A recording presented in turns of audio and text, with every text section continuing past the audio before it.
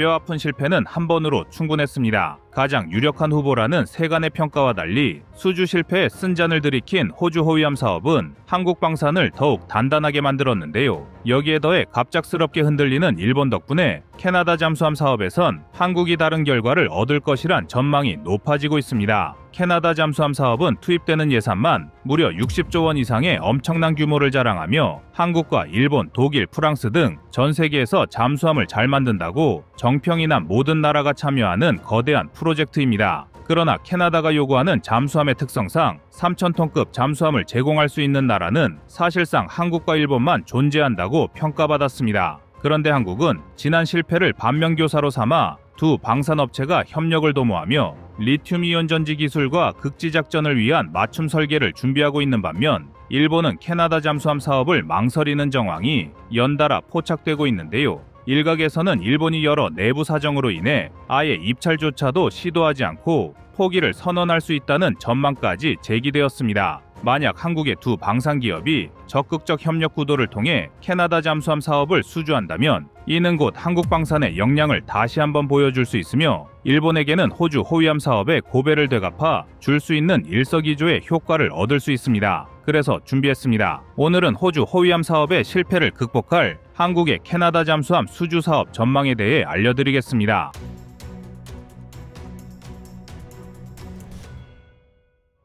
호주 호위함 사업 수주 실패는 K방산의 큰 교훈으로 남았습니다. 호주의 호위함 사업에서 국내 방산 업체들은 각각 개별적으로 사업 입찰에 참여하면서 경쟁력이 분산되는 문제를 야기했고 또한 정부 차원의 협력 부족 등이 겹치며 여러 방산 기업이 컨소시엄을 구성한 일본에 밀렸는데요. 한국이 우수한 조성 기술력과 해군 함정을 보유하고 있음에도 민관의 오판이 호주 호위함 사업의 실패를 불러왔다는 것이 전문가들의 분석입니다. 그러나 우리 대한민국은 이러한 실패를 양분으로 삼아 캐나다 잠수함 사업에서는 다른 양상을 보이고 있습니다. 먼저 호주 호위함 사업 당시 갈등을 빚었던 국내 두 방산업체가 예상보다 일찍 법적 분쟁을 마무리하고 원팀 전략을 구축하며 달라진 모습을 보이고 있습니다. 한화오션과 현대중공업은 3,000톤급 잠수함의 설계와 건조 경험을 보유하고 있으며 이들의 협력은 기술적 시너지를 극대화하고 경쟁력을 강화하는 핵심적인 역할을 할 것으로 기대를 모으고 있는데요.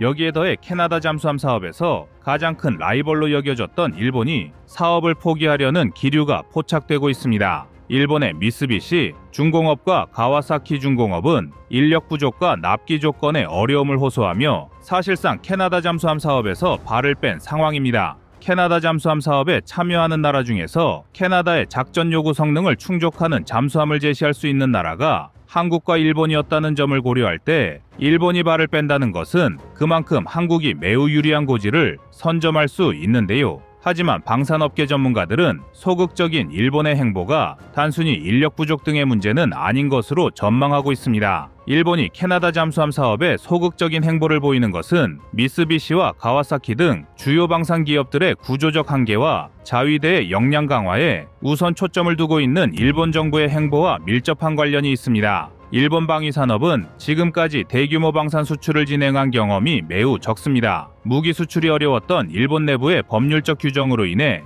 방산 수출 경험이 적은 일본의 방위산업체들은 기술 이전이나 현지 생산 조건에 대응하기 위한 협상 전략과 지원책에 많은 제약을 받고 있습니다. 또한 호주 호위함과 해상자위대의 전력 강화를 진행하면서 추가로 캐나다 잠수함까지 건조하는 것은 일본이 보유한 생산시설 인프라로 감당하기 어렵습니다. 자신들이 사용해야 할 타이게이급 잠수함을 건조하는 것도 힘든 현실에서 수출용 잠수함까지 만드는 것은 무리인데요. 결국 전쟁 가능 국가로 탈바꿈하려는 일본의 야망이 오히려 일본 방산 산업의 해외 진출을 가로막는 아이러니한 상황을 초래한 것입니다. 이처럼 방위비 증액과 자위대 강화라는 국내적 목표는 일본이 캐나다 잠수함 프로젝트와 같은 대규모 국제 사업에 유연하게 대응하는 것을 방해하고 있습니다. 이러한 요인들은 일본이 이번 수주전에서 사실상 발을 뺀 결정적 이유로 지목되며 이는 한국에게 유리한 기회를 제공하고 있습니다. 또한 캐나다가 요구하는 절충 교역 조건 역시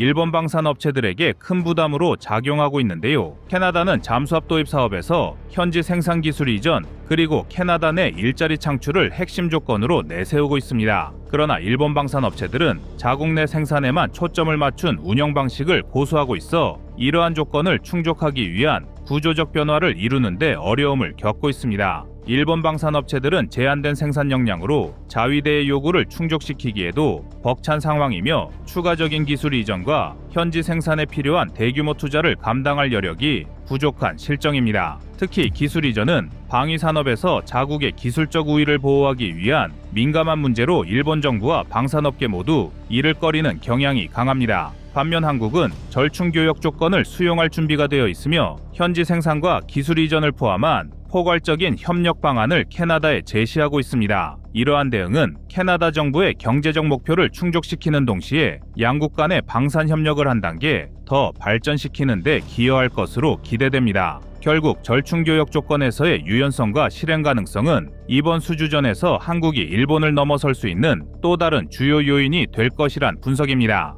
물론 아직 독일과 프랑스 등 일부 유럽 국가의 방산 기업이 여전히 경쟁자로 남아있긴 하지만 이들 또한 캐나다가 요구하는 극지작전과 기술 이전 조건에 충분히 대응하지 못하는 상황은 분명합니다. 독일 TKMS는 잠수함 건조 경험이 풍부하고 품질 면에서 높은 평가를 받지만 3,000톤급 잠수함의 건조 경험이 부족하다는 점이 약점으로 작용하고 있습니다. 독일은 전통적으로 만재 배수량 2,000톤급의 잠수함을 집중적으로 건조해왔기 때문에 3,000톤급 잠수함을 원하는 캐나다의 기준을 충족하는 것이 쉽지만은 않습니다. 또한 캐나다가 요구하는 극지방 특수 설계와 기술 구현에서 독일이 즉각 대응하기 어려울 수 있다는 지적도 나오고 있는데요. 반면 한국은 KSS-3 잠수함 건조 경험과 극지작전에 적합한 특수 설계 기술을 바탕으로 캐나다의 요구를 충족할 준비를 마쳤습니다. 리튬이온 배터리와 같은 첨단 기술은 장시간 자망 작전에 적합하여 이는 한국의 강력한 경쟁력으로 평가됩니다.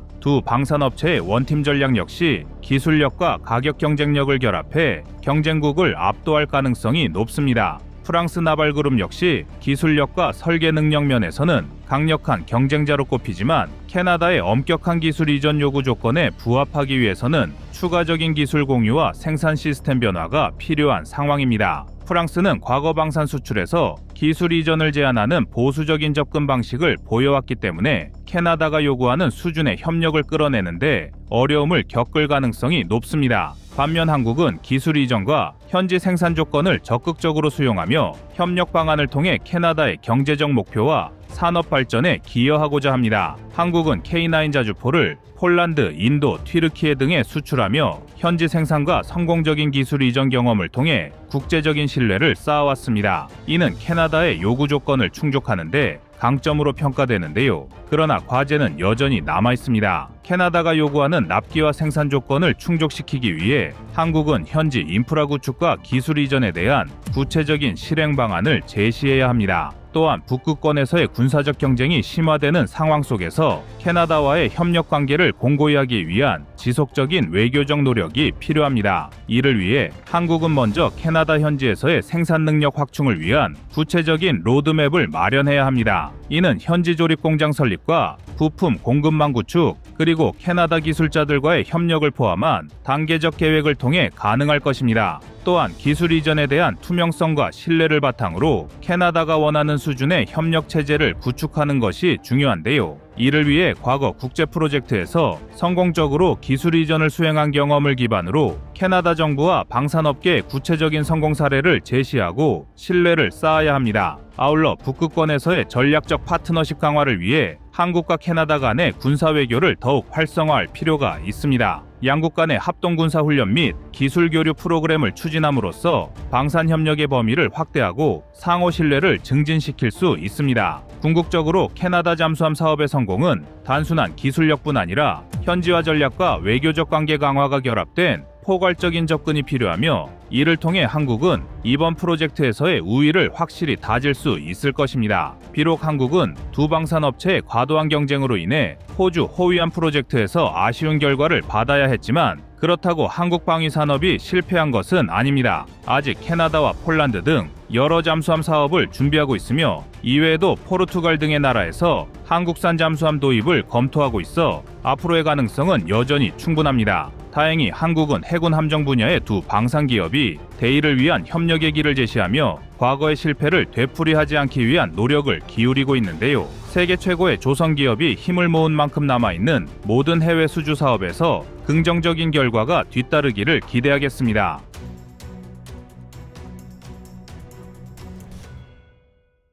다음은 24년 10월 19일 호주 쇼크 영상입니다.